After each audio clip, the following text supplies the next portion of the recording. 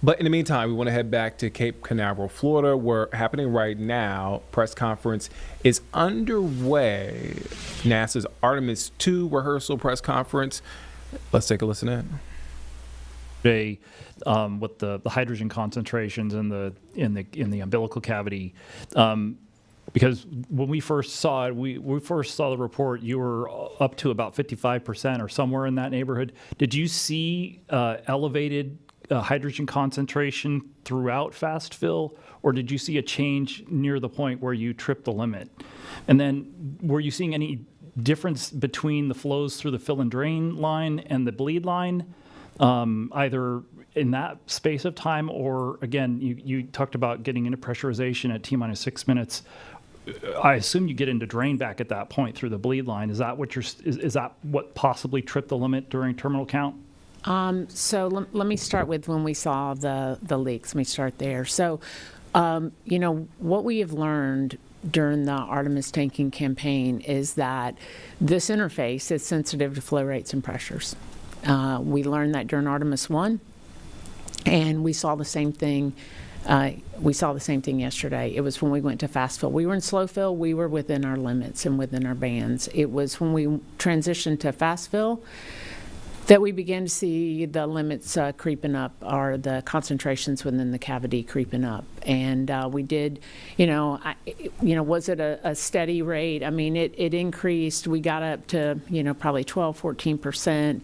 And then when we got close to the 16%, that's when we did stop flow and revert, and decided to invoke our procedure for letting that interface warm up and then retrying it again. During Artemis I, we found that sometimes that was very successful. I mean, that's a pressure-assisted seal. So sometimes letting it warm up and then putting some more pressure across it, you'll see the seal improve. And so that was the goal yesterday. When we tried it the second time, the performance was pretty similar. We have the ability, and what we do in that case is that we are actually pressurizing in the storage area, in the sphere itself, and we're kind of using that pressure to, hydrogen's light, and so you put some pressure in the system and kind of push it, as we say, push it up the hill. And so we started out with a lower pressure, but as we put additional pressure and got back closer to our fast fill rates, we started to see the leak. And so it was, I would say, in and around the 12 to, when we got up to 16%, we would take action. We saw that through the 3 different contingencies, but we were able to manage it. We would manage it with the pressure, get back within your leak rate in the cavity, or get close to it. And so that's how we managed to get all the way to replenish. In terms of when we saw the spike in the leak, it was in terminal count. It was as we began to pressurize the tank, and whether that came from through the 8-inch or the 4-inch bleed, we really need to get into the plate and take a look, and we'll know more, in a few days when we get in there. So it'd be hard to say at this point. Again, the team's going through the data, so if you ask me tomorrow, I might have a better answer. But right now, I'd tell you that based on the timing, it looked like in real time that it was likely through the 8-inch. Could have been the 4, though. So we'll take a look at all that and see what was going on there. But it did go up, and it went up very quickly, and so we knew that we had something there we didn't understand. That's why the operator immediately gave a cutoff, and we got into safing. Okay, we'll go to Irene Klotz here, and then Will Robinson-Smith, and then we'll take a few more from the phone. Hi, Irene Klotz with Aviation Week. I have a question first for Charlie or John. You ended up adjusting the timing for the wet dress because of the cold, but then did the wet dress in the really cold. Can you just explain a little bit about what you were doing during those 2 days, and if there was any equipment or systems that were close to qualification limits because of the cold? And for Amit, did the Falcon 9 upper stage anomaly yesterday do anything for your planning for Crew 12 launch? Thanks. I'll do the Falcon 9 first, guys, then hand it to you guys. Yeah, thanks, Irene. Yeah, we did. SpaceX did a report as soon as it happened on a Starlink flight that they had an upper stage anomaly. They're working that with the FAA. So I don't want to get in front of that. The FAA is the lead investigative body. We do have our teams with commercial crew embedded in that investigation. And so in terms of how it affects our plans for Crew 12, et cetera, we're pressing towards our Crew 12 window. We're planning towards, just a week, a little bit more than a week from now to start that preparation. But again, that's going to be contingent on the return to flight rationale, which we're heavily partnered with both the FAA and SpaceX. All right, the 2 days that we delayed wet dress. So let me say a couple things that weren't part of your question, but I'm really proud of the team that worked so hard to get to wet dress early. Right, we looked at what we could do to get there early. Our team had the work done. We were prepared to do wet dress 2 days earlier than we actually did it.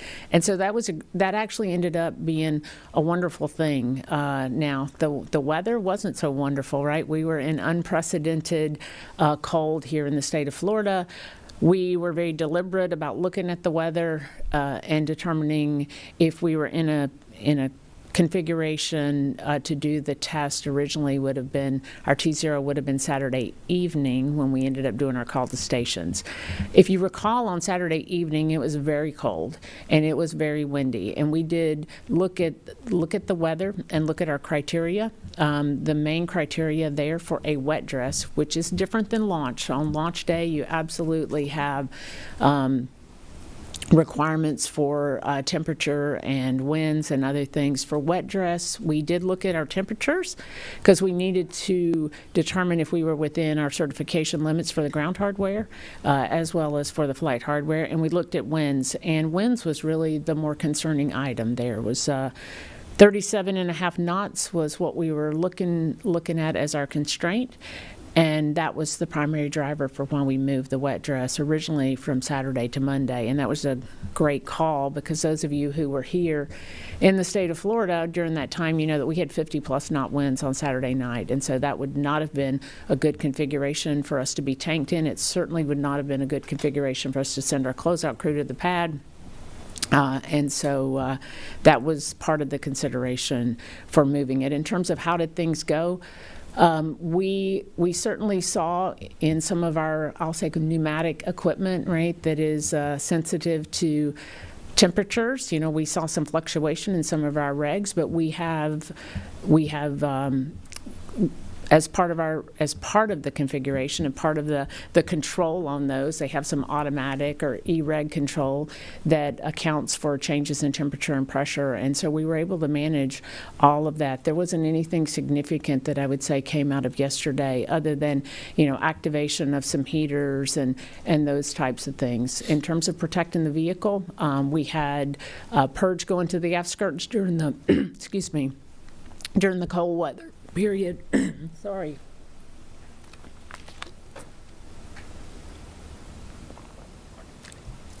Sorry about that. We had purge go into the vehicle. We had heaters configured. So in terms of taking care of the hardware at the pad, we had all the right things in place. Okay, let's go over here to Will Robinson Smith.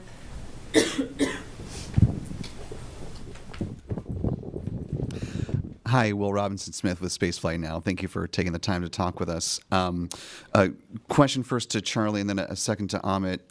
For Charlie, in the blog post that came out sort of summarizing wet dress yesterday, it mentioned that there were troubleshooting issues regarding to audio comms across the ground teams that have been present for the past few weeks, including during WDR. Can you characterize what those were, and are they the same or different than what we're seeing during CDDT in the VAB? And then for Amit, as you're looking towards the future of SLS, bringing in the exploration upper stage, I know the green run is coming up for that in the somewhat near future. Can you talk about some of the planning to maybe nip some of the issues that you've had with the vehicle in the bud for that second version of SLS that's coming down the pike to hopefully make the process to getting to launch a little bit easier? Thanks. You need a break.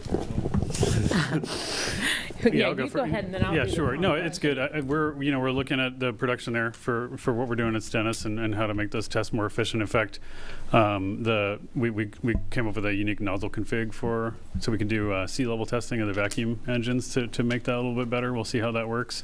But across the board, we're trying to learn manufacturing fabrication techniques to make that more quick too. I mean, these are big circumferential welds.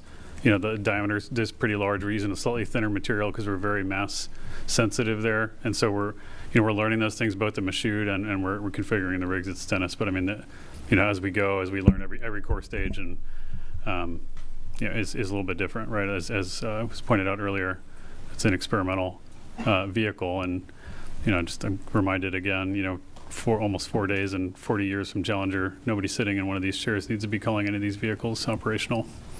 So, Charlie?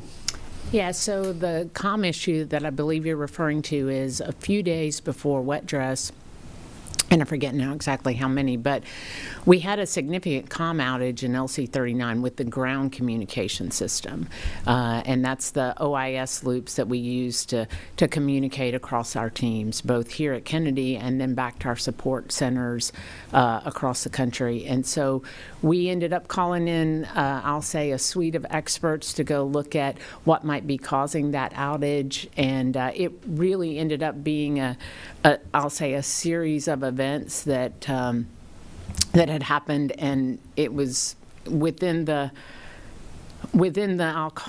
and I'm probably not the right person to answer this in this level of detail, but let me just say that it was in the kind of the details of the code.